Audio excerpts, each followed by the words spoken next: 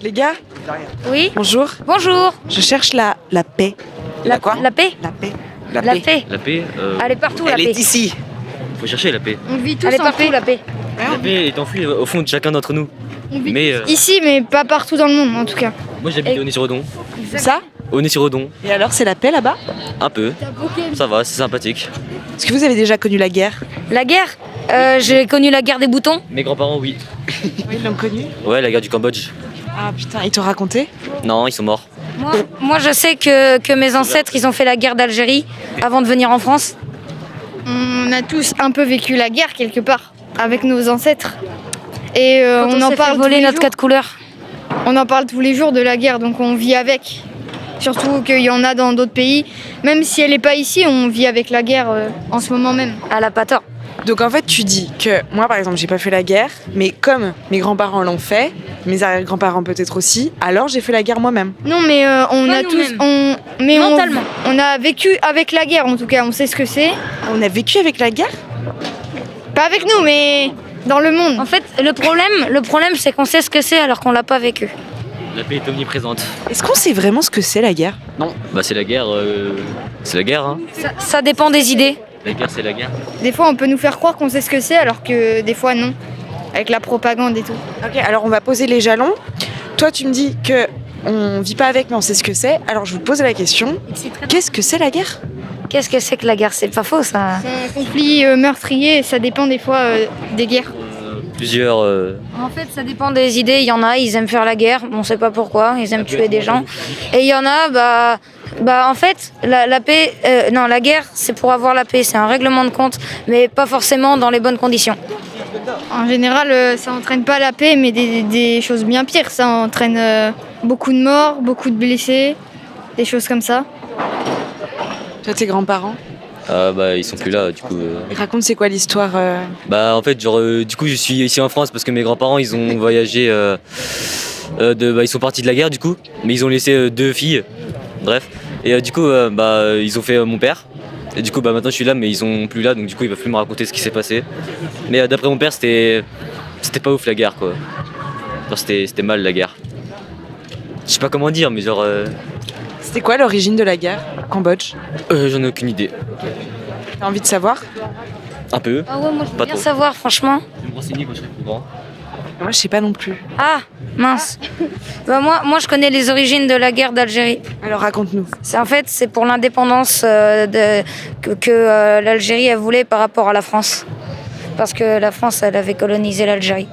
Et en fait, c'est pour ça que c'est pour ça que ma famille est venue en France par conséquent, du coup, parce que en allant en Algérie, ils voulaient être français. Mais vu qu'il y a eu la guerre d'Algérie, du coup, l'indépendance de l'Algérie, ils sont allés en France parce que du coup, officiellement, ils étaient devenus français grâce à l'Algérie. Et c'est pour ça que je suis là. Et est-ce qu'aujourd'hui, en 2021, l'Algérie est indépendante? Alors ça, je sais pas du tout parce que du coup, je me suis pas renseignée là-dessus. Mais en fait, on peut croire que la guerre, c'est loin, c'est ancien et tout, mais on n'est jamais à l'abri d'une guerre en ce moment même. Là, à tout moment, ça peut éclater. Déjà, oui, avec Trump et son truc de drone contre, je crois que c'était l'Irak, non? Ouais, Bref, Irak. ça a failli péter s'il y avait un peu eu trop de l'huile sur le feu, et ça aurait pété, quoi. Et Trump, il est plus au pouvoir. Est-ce qu'il reste une menace? Oui. Oui, il va faire. Menace contre les États-Unis, peut-être, c'est possible même. Exactement. C'est le conflit. Comment? Derrière lui, il a laissé le conflit qu'il y a eu entre les États-Unis et l'Irak. Parce que même s'il n'y a plus Trump, il y a toujours les Trumpistes. Puis même si on n'en entend pas trop parler, on n'est pas à l'abri qu'il prépare quelque chose ou quoi. Vous avez peur? Ah, franchement, pour nous, non, mais pour les Américains, ouais. Un peu quand même. Par exemple, parce que on sait que ça peut arriver à n'importe quel moment, dans n'importe quel pays. s'il y a des alliés aux États-Unis qui veulent s'en prendre un peu à tout le monde, ça risque d'être chaotique. Déjà, par exemple, si je peux citer un exemple, si je pense que si Trump avait été encore au pouvoir et la guerre au Pakistan, en Afghanistan, avec les talibans, je pense que ce serait encore d'actualité et qu'il n'aurait pas...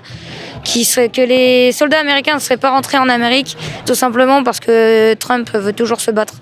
Et le problème avec Trump, c'est que il est aux États-Unis Et en fait, aux États-Unis, on sait jamais ce qui se passe parce qu'il peut se passer n'importe quoi à n'importe quel moment. Oui, voilà. Et du coup, C'est la folie des grandeurs. Et comme aux États-Unis, si jamais ils rentrent en guerre, bah nous par exemple, on va être entre guillemets obligés de rentrer en guerre aussi. Et ça va aussi engendrer beaucoup de choses. Parce que les États-Unis, c'est une grande puissance. Donc je pense que s'ils rentrent en guerre, il y aura une grande guerre quand même qui va... Est-ce qu'il y a des pays qui sont plus puissants que les États-Unis pour vous? Ah bah franchement plus puissant je sais pas, mais déjà il y a il y a la Russie qui sont pas mal puissants en termes militaires. Il y a la Russie. La Corée du Nord, on ne sait pas ce qu'ils peuvent faire en fait. Oui, la Corée du Nord aussi. Après en termes économiques, je pense il peut y avoir le Japon qui sont très avancés. Avec la technologie, du coup, ils ont les moyens de se l'acheter. Aussi, ça dépend. Il y a aussi beaucoup de pays qui ont beaucoup d'alliés et tout ça, donc ça peut basculer d'un coup. Qu'en penses toi, Jean-Yves? Ah, la guerre, c'est mal, hein. Et dans les pays plus puissants que les États-Unis, il y en a selon vous? Oui. Bah, je sais pas trop lesquels, mais je pense du côté chinois ou russe, comme il a été dit, ils sont puissants en termes d'armement et tout peut arriver. Merci. Et vous avez... c'est quoi vos prénoms? Athénaïs. Mathéo. Lohan, Jean-Yves, Quel âge? à 14 ans. 14 ans. 14 ans. 12 ans. Ok. Eh ben merci beaucoup.